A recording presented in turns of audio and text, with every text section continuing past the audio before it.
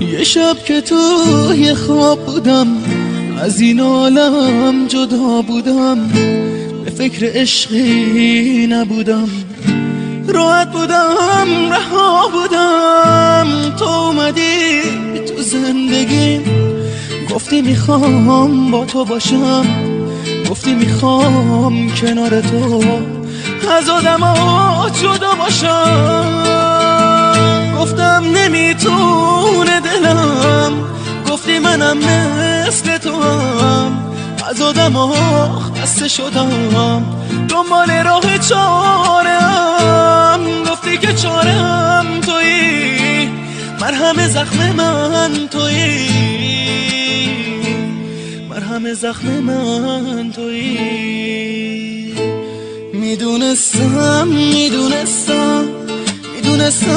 که تو هم مثل همه آدما قلبمو تنها میذاری. شایدم مثل همه غم روی غم ها بذاری،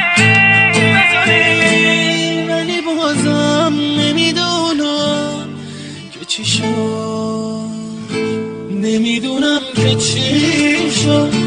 یهو شدی عزیزم، تا به خودم اومدم، دیدم برات میمیرم.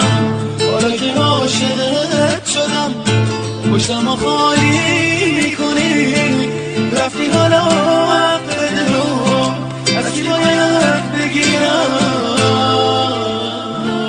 حالا که دیوونتم تنها میذاری، این رسمش. حالا که زندگی می تنها میذاری، این رسمش. مگه نامسلمونی خدا نداری، این رسمش. یه کمی که فکر کنی میبینی جز من نداری، این رسمش، این رسمش.